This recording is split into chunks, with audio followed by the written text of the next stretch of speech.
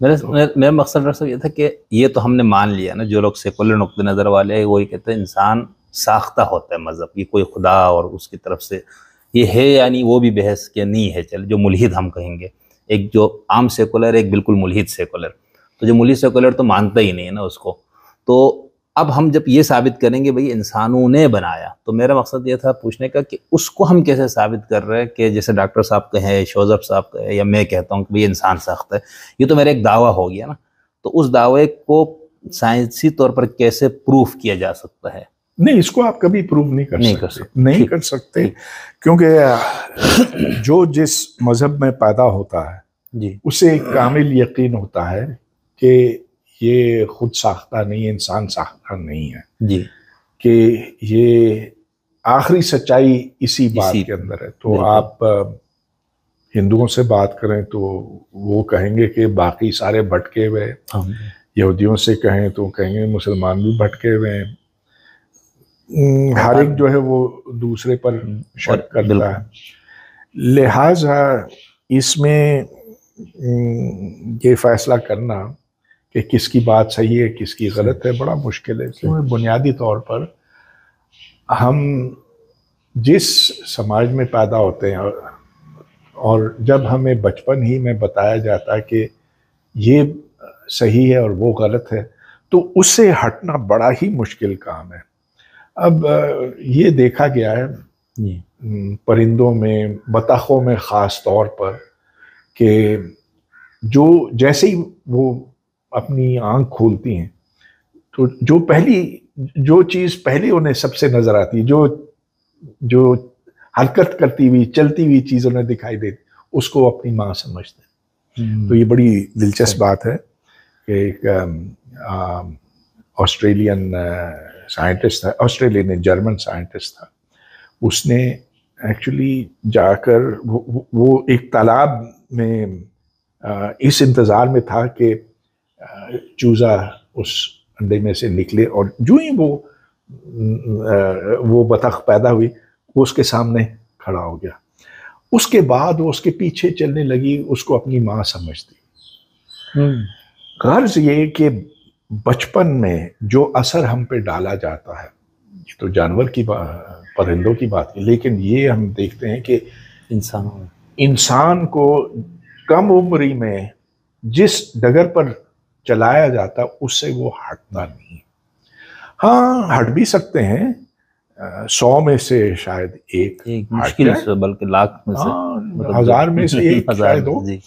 باقی جو ہیں انہیں کامل یقین ہے کہ ان کا مذہب سب سے اچھا، وہی درست ہے، کہ ان کا ملک دوسرے ملکوں سے بہتر اور بالا ہے. بالکل بالکل. اپنے خاندان، اپنے باپ، تو اس کو آپ چیلنج تو کر سکتے ہیں لیکن مشکل ہوتا. ٹھیک ہے. اچھا صاحب، جب ہم سائنس کی آپ نے جو ڈیفینیشن بتائی پہلے سوال کے جواب میں، اور یہ بتایا کہ سائنس ہے کیا، سائنسی طرز تفکر کیا ہے، تو ڈاکٹر صاحب میرا یہ سوال کہ اس سے مجھے تو یہ سمجھ میں آیا کہ سائنس جو ہے وہ موجود اور محسوس کائنات سے متعلق اس کی وہ ہے، اس کا دائرہ یہ ہے. تو کیا وہ موجود اور محسوس کائنات کی بھی ہر چیز کی تعبیر اور تشریح اور اس کی توجیہ اور اس کی وضاحت سائنس کر سکتی ہے؟ خیال تو یہ ہے، امید تو یہی ہے، لیکن اس کا مطلب یہ نہیں کہ ہر تمام مظاہر کے اسباب ہم جانتے ہیں نا، ایسی بات بالکل نہیں ہے. مثال کے طور پر بہت سی ایسی بیماریاں ہیں جن کا علاج ہمیں نہیں پتا.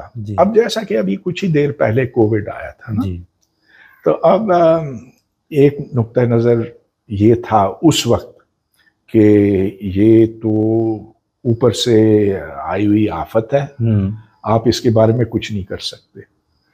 تو جو اس بات کو مانتے ہیں وہ پھر بیٹھ گئے، انہوں نے کہا کہ اچھا چلو تیاری کر لیتے ہیں زندگی بعد الموت کی.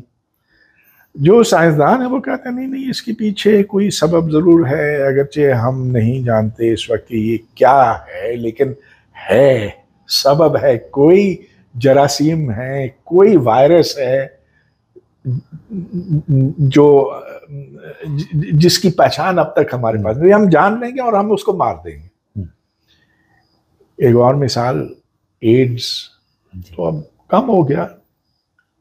25 سال پہلے کہتے تھے کہ یہ ایسا تباہ کن مرض ہے اور آپ کو پتہ ہے جس طرح سے پھیلتا ہے تو یہ تو تمام خرابیوں کو دنیا میں ختم کر دے گا. خرابیوں کو یہ قوم لوط کی سزا تھی اور وہ اسی سے مرے. اچھا اب اس بات کو اگر مانا جاتا تو ایڈز کا ویکسین بھی نہ نکلتا نا. بالکل نہ نکلتا. اب ہم اس وقت نہیں جانتے تھے کہ یہ کیوں ہے.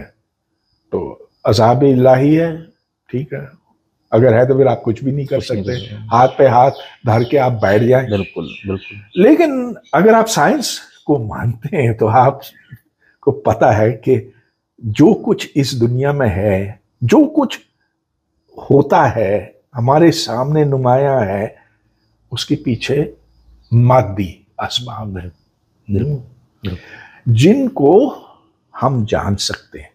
ابھی تک نہیں جانا تو آگے جان سکیں گے. ابھی نہیں, بالکل, تو آئندہ جان لیں گے.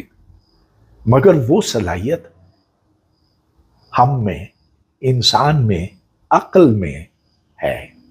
ٹھیک. اچھا ڈاکٹر صاحب, جب ہم فلاسفی آف سائنس کہتے ہیں تو یہ کیا مراد ہوتا ہے اس سے؟ یعنی مختصراً اگر, یہ بہت دقیق اور مشکل, یعنی لمبا مضمون ہے, لیکن میں آپ سے یہ مشکل ہوتا ہے. میں تو سیدھا سادہ سائنسدان ہوں. میں فلاسفی آف سائنس کو تو میں بس ادھر ادھر کی چیز سمجھتا ہوں. اچھا ٹھیک ہے, ہاں, کیوں وقت اس پہ لگایا جائے. سائنس کا فلسفہ تو میرا خیال ہے طے ہوا ہے, جو ابھی میں نے آپ کو بتانے کی کوشش کی کہ بالکل کلیئر ہے کہ اسباب ہیں, اسباب کو ہم جان سکتے ہیں. انسانی دماغ میں اتنی صلاحیت ہے کہ اس میں ہر چیز کو آپ چیک کریں گے تجربے سے, دلیل سے وغیرہ. تو یہ بنیادی بات ہے. اچھا, اب اور جو سوال پیدا ہوتے ہیں جو شاید فلسفے کے دائرے میں آتے ہوں کہ سائنس کا استعمال کیسے ہونا چاہیے, کیا اسے ہم بم بنانے کے لیے استعمال کریں, کیا خطرناک وائرسز اس کو استعمال کرتے ہوئے کریں, انسان کو کیا اپنے آپ کو بدل دینا چاہیے اور کس طرح سے بدل دینا چاہیے. اب یہ جو جینیٹک انجینئرنگ کا دور آ رہا ہے, آرٹیفیشل انٹیلیجنس پہ کیا قدغنیں لگانی چاہیے, اور اگر لگانی چاہیے تو کہاں تک اسے محدود کرنا چاہیے. تو یہاں فلسفے کی بات ضرور آتی ہے. لیکن جہاں تک سائنس کے اپنے فلسفے کی بات ہے, دیکھیے یہ تو ایسے ہے نا کہ ہمیں پتہ کہ کس سمت جانا, ہمیں پتہ ہے کہ یہ سائنس کیسے ارتقا کرتے کرتے اس نہج پر پہنچی. تو یہ تمام باتیں دلچسپ ہیں. ڈاکٹر صاحب, یہ جو یونیورسٹیوں میں فلسفہ سائنس جو ہم پڑھاتے ہیں مختلف شعبہ جات, تو اس میں کیا فلسفی آف سائنس بطور مضمون شامل ہوتا ہے یا نہیں؟ میرا خیال ہے کہ سائنس کے طریقہ کار پر ضرور روشنی ڈالنی چاہیے اساتذہ کو, جو کہ وہ نہیں کرتے. وہ ڈرتے ہیں اس چیز سے اصل میں. تو اس میں ڈرنے کی کیا؟ اور ڈرنے کی بات اس لیے کہ ایک دفعہ آپ نے یہ کہا کہ ہر چیز کا ثبوت ہونا چاہیے, پھر تو غلط گئی, پھر تو مسئلہ. دلچسپ بات یہ ہے, علامہ اقبال سائنس کے مخالفین میں شمار ہوتے ہیں, سائنس اور فلسفہ دونوں.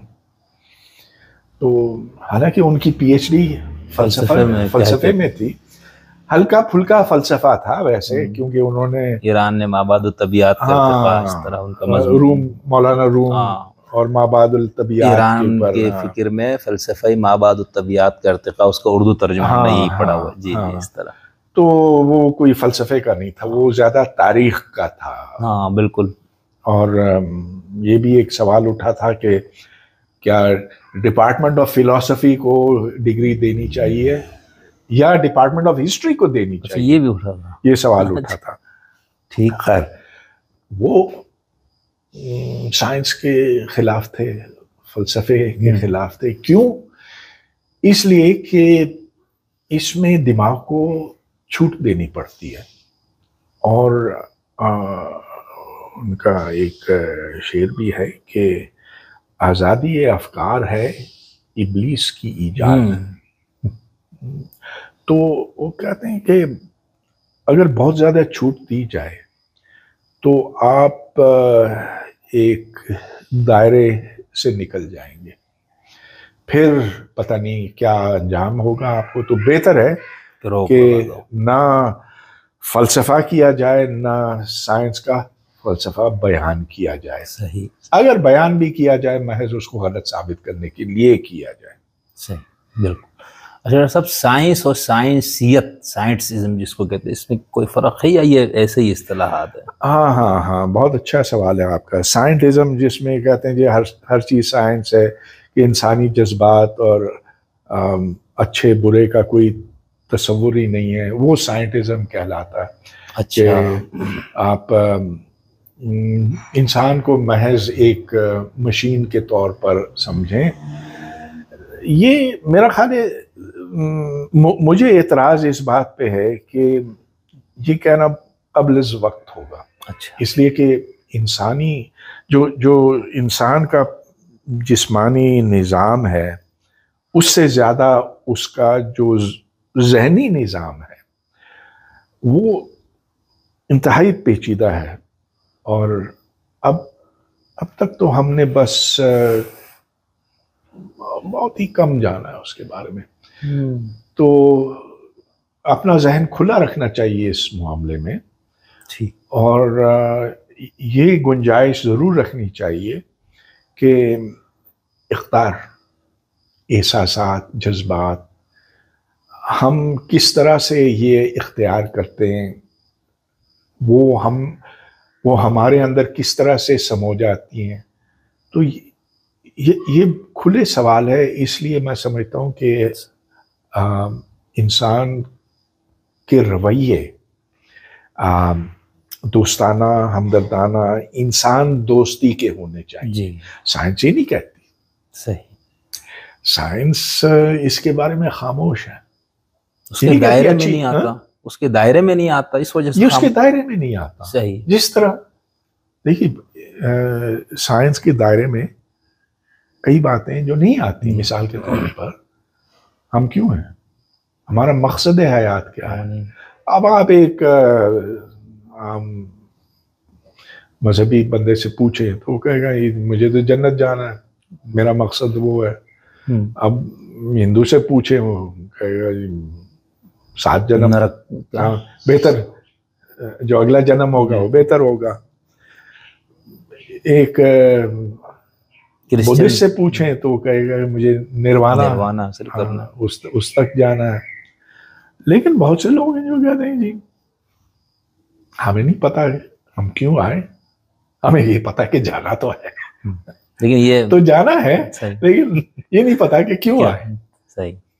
اب ٹھیک ہے, ہمیں ایسی باتوں کے اوپر ضرور سوچنا چاہیے, لیکن میں نہیں سمجھتا ہوں کہ اس کا کوئی ایسا جواب ہے جس پر سب کا اتفاق ہو سکے.